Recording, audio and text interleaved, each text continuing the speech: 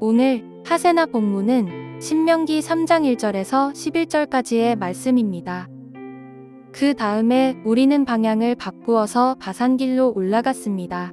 그러나 바산 왕옥이 우리를 맞아 싸우려고 자기의 군대를 모두 거느리고 에드레이로 나왔습니다. 그때 주님께서 나에게 말씀하시기를 그를 두려워하지 말아라. 내가 그와 그의 온 군대와 그의 땅을 너의 손에 넘겼으니 전에 헤스본에 사는 아모리 왕 시온을 무찌른 것처럼 그를 무찔러라 하셨습니다. 주 우리의 하나님은 바산 왕옥과 그의 백성을 모두 우리 손에 넘겨주셨으므로 우리는 그들을 한 사람도 남김없이 쳐 죽였습니다.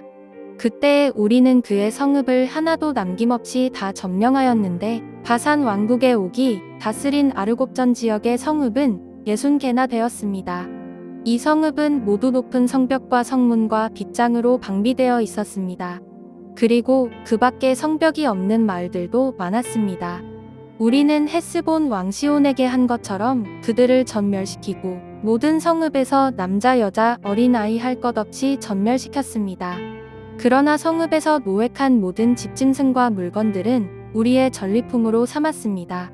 그때에 우리는 요단강 동쪽 아르논 게울가에서 헤르몬 산까지의 땅을 두 아모리 왕의 손에서 빼앗았습니다. 시돈 사람들은 헤르몬을 시론이라 하였고 아모리 사람들은 스닐이라고 하였다.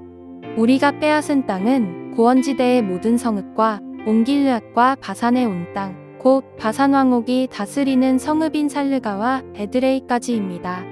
르바임 족속 가운데서 살아남은 사람은 오직 바산 왕 옥뿐이었다. 쇠로 만든 그의 침대는 지금도 암몬 자손이 사는 라빠에 있다. 그것은 보통 자로 재어서 길이가 9자요 너비가 넉 자나 된다. 오늘 하세나에서는 이스라엘이 바산 왕 옥을 치는 장면을 보게 됩니다. 헤스본을 정복한 이스라엘은 북진하여 갈릴리 호수 오른쪽 지역인 바산 지역을 공격합니다. 바산이라는 지명은 기름진, 열매가 많은, 부드러운 내 뜻을 갖고 있습니다. 바산은 다른 지역에 비해 지대가 높고 평평하며 주변이 산들로 에워싸여 있었습니다. 5절에 보면 이 성읍은 모두 높은 성벽과 빗장으로 방비되어 있었다라고 전하는데요. 성벽의 길이가 90킬로였으며 성벽의 두께가 약 45cm 정도 되는 돌판으로 이루어져 있었기 때문에 매우 강성한 성체였습니다. 우리는 이전에 가데스 바네아에서 정탐꾼을 가나안에 보냈을 때 그들이 돌아와 한 보고를 기억할 것입니다. 그곳에는 안악 자손이 있고 성읍은 견고하여 난공불락이라고 보고했었죠. 그러나 이제 이스라엘은 그때처럼 견고한 성읍 때문에 벌벌 떨지 않습니다. 메뚜기처럼 작은 존재라고 자신들을 평가절하하지도 않습니다. 대신에 상대방이 얼마나 강한가의 여부보다 하나님의 말씀을 더 신뢰하고 용사의 신 하나님을 더 의지합니다. 이것이 바로 상황과 환경을 바라보는 우리의 눈이어야 합니다. 바산에서 발원한 야르묵강은 요단 골짜기로 흘러 들어갑니다. 그런 까닭에 땅이 비옥하고 초지가 풍부하여 목축을 하기에 좋은 곳이었습니다. 시편 22편 12절에 많은 황소가 나를 에워싸며 바산의 힘센 소들이 나를 둘러쌌으며 아모스 4장 1절에 바산의 암소들아 이 말을 들으라. 너희는 힘없는 자를 학대하며 가난한 자를 압제하며 가장에게 이르기를 술을 가져다가 우리로 마시게 하라 하는도다. 이 두 구절에서 언급되는 바산의 힘센 소, 바산의 암소들이라는 표현이 이러한 배경에서 나온 것입니다.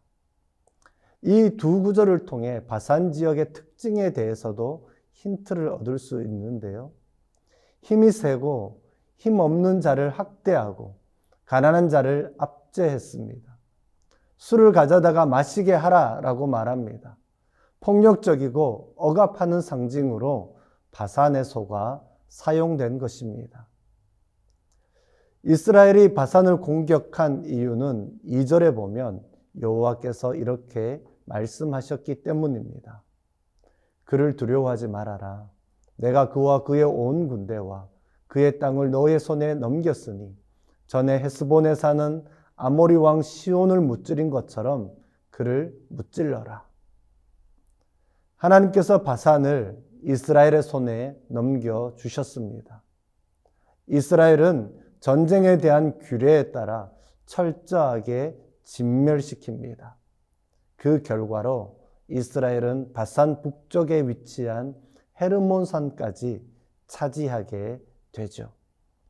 사실 어제 하세나에서도 오늘도 이렇게 이스라엘이 헤스본과 바산과의 전쟁에서 취한 행동은 객관적으로 볼 때에 불편한 장면입니다.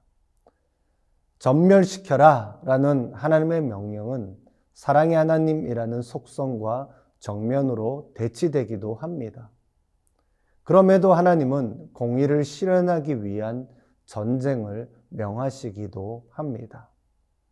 이러한 사실은 하나님은 자비와 사랑의 하나님인 동시에 진노와 심판의 하나님이라는 것을 잘 보여주는 대목입니다. 또한 우리가 이 부분을 해석할 때 살아 숨쉬는 모든 것을 진멸했다라는 묘사가 반드시 문자적으로 그대로 받아들일 필요가 없다는 것도 생각해 보아야 합니다. 분명 수사적인 과장으로 의도된 것이 분명해 보이기 때문입니다. 이 말은 성경 저자가 거짓을 기록했다라는 의미가 아니라 전쟁 기록의 문학적인 관습에 대해 이야기하는 것입니다. 또한 오늘을 살아가는 우리가 반드시 기억해야 할 것은 독특하고 제한된 역사적 사건인 가나안 정복은 결코 모든 미래 세대들이 그들의 당대의 적들을 향해 어떻게 행동해야 하는지를 보여주는 모델이 되도록 의도하지도 않았다라는 것입니다. 오늘 하세나에서 우리가 배워야 할 교훈 중에 하나는 어제도 비슷하게 적용했지만 하나님의 말씀에 대한 순종입니다. 여호와 하나님께서 이미 승리를 주셨지만 이스라엘 백성은 반드시 가서 하나님의 말씀대로 순종해야 한다는 것입니다. 하나님이 주신 승리를 취하는 것은 이스라엘의 몫인 것입니다. 하나님의 약속을 믿는 믿음 다음에는 반드시 믿음의 행동이 뒤따라와야 합니다. 그렇게 할 때에 우리는 하나님의 역사를 경험하게 되는 것입니다. 오늘 우리가 믿음의 행동을 해야 하는 것에는 어떤 것이 있습니까? 하시조를 실천함으로 선을 행하는 오늘 하루 되시기를 축복합니다.